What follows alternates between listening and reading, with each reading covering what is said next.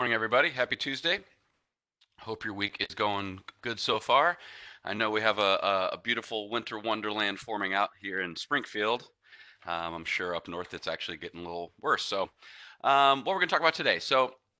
We don't have a full-on, one topic training that we're going to talk about today, but I thought it might be good since Derek and I have done some trainings out at the agencies, just to kind of pull a couple questions that we have been receiving from multiple agencies or in our monthly bid buy trainings, and just maybe talk about those. So this is going to be a little bit more of an FAQ segment, and some questions that we've been getting recently.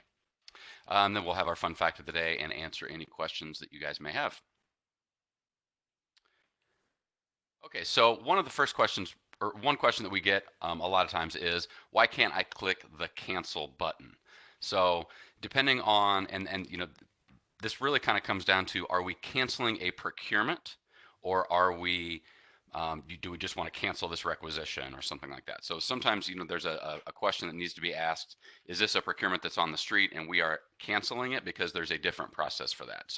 But the reason from a system standpoint, the reason why we don't actually go and click that cancel button is that if any quotes were received, those quotes and attachments, anything attached to a vendor quote are lost and those go away. And we can't do that because, you know, for procurement file purposes, right?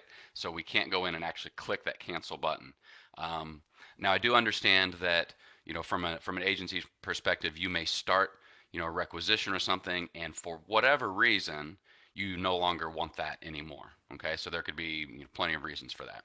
So, there isn't really an issue at the requisition stage because you hadn't received any quotes yet. But for instance, if you're doing a small purchase less than $10,000 and you had received quotes, now you wouldn't be able to press that actual cancel button. So I know there's I can understand it's kind of confusing on that end, um, but that is the reason why, is because there's no way to retrieve those documents if you had published a procurement and received quotes. Okay, so what we do is we never click that cancel button. And another question too is, even if you do, it doesn't um, it doesn't like clear out from your queue. All it does is it changes it to canceled status. So we do have a question here: can't or shouldn't? So um, a good rule of thumb is just to never actually hit the cancel button. But I also want to give some context as why, to the reason why. Now, if you're doing a requisition that is not a small purchase less than 10, you haven't received any quotes, and for whatever reason you're just at the requisition and you want to cancel that, there's no issue with that. But the issue that we run into is we don't want to start delineating between, well, can I actually click the cancel button versus not? So that's why historically we've just said, just go ahead and just don't do it. But I just want to give you the reasoning why. So technically, you could cancel a requisition that is no longer happening, but really all it does is it just changes that to canceled status. It doesn't clear it out. It's not like you look at you pull up your agency, you pull up all your requisitions. It's still going to be in there. So it's not like it's going away. So I'm not sure if that helps or not. And if I'm not being clear enough, please let me know. But that's the reasoning why you don't actually click the cancel button. However, so we talked about the reasoning for canceling requisition versus, well, what do we do? Do we cancel a bid that was published? So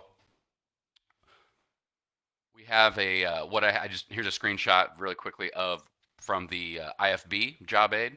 So go back, to cancel a bid, and this comes from it's either rule or code. I'm not exactly sure. So any solicitation may be canceled before or after opening when the SPO determines cancellation to be in the state's best interest. So this would be something that you'd have a conversation with your SPO to make sure that the SPO determines that canceling a bid that was published is in the state's best interest.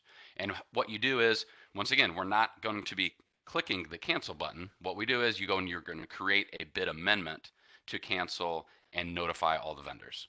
So you go in and you create an amendment, you put in the comment box, you briefly explain the reason for the cancellation, et cetera, et cetera. You notify the SPO. The SPO then goes in and applies that bid amendment, verifying that this bid amendment is showing to the vendor. And so all the vendors receive a notification email saying that this bid has been canceled. So that's slightly different than, oh, we started a requisition and we don't want that anymore. We're just going to go ahead and cancel it. Okay. Let's see. Get another. Yeah. Oops. What if we did? What do we do if we did? Now, chances are that I guess I would have a few more questions. So contact your SPO because maybe if it's one of those things where no quotes had been received, um, then there's probably no harm, no foul there. Let's see. We have not been able to create an amendment once the bid was opened. Has this been rectified, or will it be in the new version? Huh. Interesting. You know what? I didn't realize that that was an issue. Creating an amendment once the bid was opened. Has this been rectified, or will it be in the new version? You know what? I'm going to make a note of that and circle back to you because I didn't realize that that was an issue, and so I can't actually answer your question. But I jotted down your name and I'll circle back to you. And actually, that's that's probably information that's good for everyone to know. So I will follow up via email on everybody on this call as well.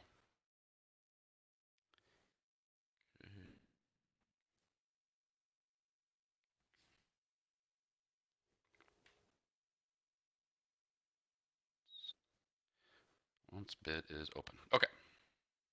Thank you. I'll follow up about that. So that's how the difference between canceling a published bid via bid amendment versus pressing the cancel button for sure. And correct. Yeah, once a cancel has occurred, it cannot be revived. Okay, so another question that we get is why does the SPO, APO, anyone after once I submit for approval, why are they disapproving and telling me to change the bid opening date, check certain boxes, etc. Essentially anything that has to edit a document. And the reason is once a document is submitted for approval, it's locked down so that when it's locked down so that me as an SPO, I'm approving something that I know was locked down since it was submitted for approval. So as an SPO, I can't make changes to a bid opening date. I can't mark documents show to vendor, those sorts of things. So that's where some of the, even in our job aids, we put in there, on the bid opening date, allow, depending on what the procurement rules are for that procurement type. For an IFB, it would have to be posted for 14 days. But let's say, you're submitting this for approval on a Friday afternoon, and you only allow for 14 days as your bid opening date. Now, if I don't get to it and it's not published on that day, it needs to, routes through the approval paths, and then I submit it, or I look at it on Monday. Now, at this point, it's not allowing enough time to be published for the full 14 days. So if this is an RFP, IFB, renewal, et cetera, all those different things that have to be out. Now, if it's a small purchase, it's a little bit different because there's a little bit more flexibility. But for a small purchase, if you had, let's go back to the same scenario, it's Friday afternoon and you put in, 3 to 5 days, that's counting the weekend. Maybe I don't get to it as the SPO until Monday, then it's not really out for the proper amount of time. Now, as an SPO, I can't just go in and just change that date. I actually have to disapprove, and it goes back through the approval paths. So just a little bit of the why and the behind the scenes on some of these things. Similarly to marking documents show to vendor. So that's why it's very important to take a look at your job aid when you're attaching documents. And with those new job aids, we're letting you guys know, hey, does this need to be show to vendor or not? Now there are some documents that if it's at the bid stage and it's marked show to vendor, but it's really not. It's more of an internal document, but at the same time, it's not detrimental to it. An SPO might look at that and go, you know what, we can change that to not show to vendor later. But that would be more of an SPO APO decision.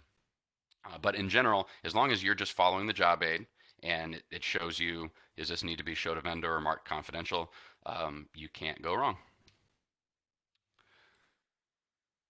Okay, so another, here's a perfect example of where that is. So this is coming from the sole source job aid.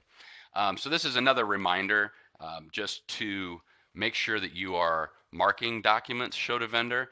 Specifically here, in this example, it's coming from the sole source job aid, and this is an example of what you see on your job aids. So sole source justification part 1, is this show to vendor? Yes. So we just need to make sure that the documents that need to be showing to vendors, certainly for the sole source hearing details form, sole source justification forms part 1 and 2, would be shown to the vendor. And then here's just a screenshot from, I went into that sole source and pulled it up, and these were the documents. This was the sole source justification part 1. This was the hearing details form. So these are marked show to vendor. Okay, do we have any questions on that?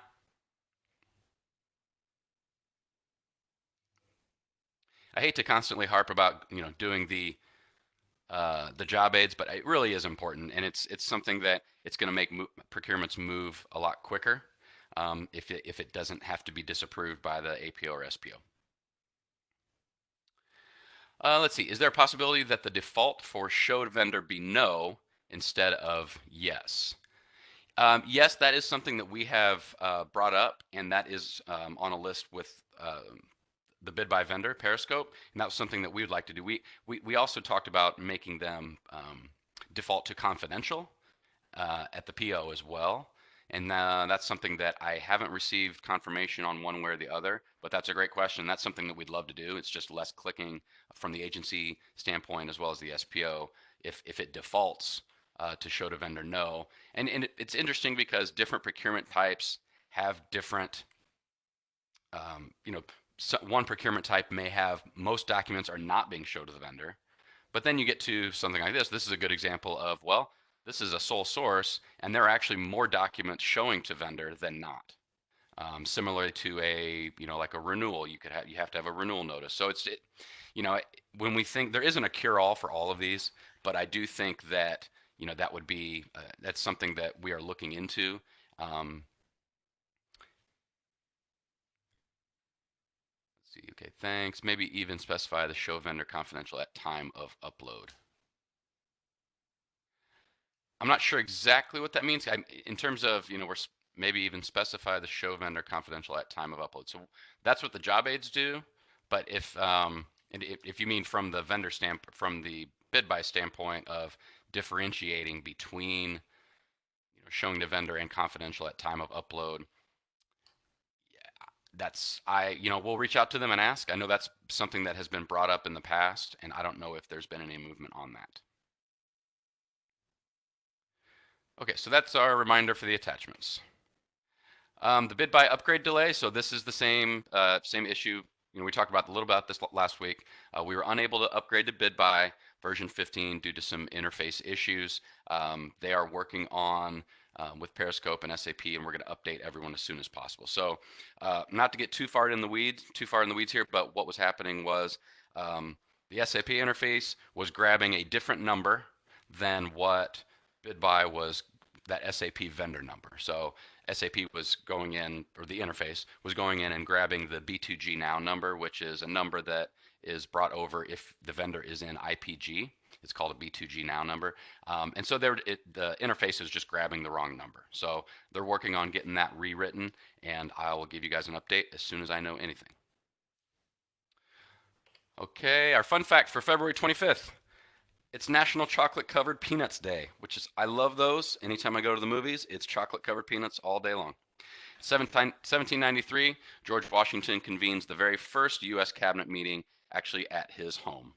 And then, for you boxing fans out there, in 1964, on February 25th, a 22-year-old Cassius Clay, who was a 7-1 underdog, beats Sonny Liston to become the world heavyweight boxing champ.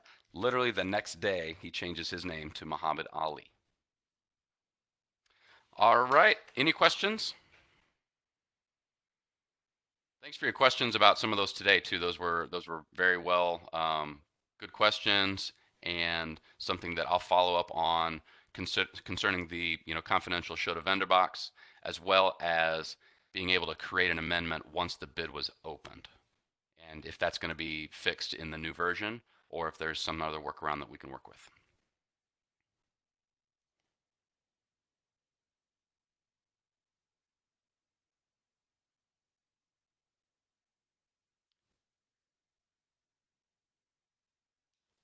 All right. So I am getting, let's see, one. So amendments. Yeah, doing how an SPO and how you guys do add notice of awards at the bid are done via bid amendment. So I think I might have to circle back about the opening or amendment on an open bid. Um, yeah, I'll let you guys go know next week, I guess. And once again, this recording will be out on the training center and the training Tuesdays, as well as I'll be sending these slides out to there as well. And everybody have a wonderful rest of your week. Thank you.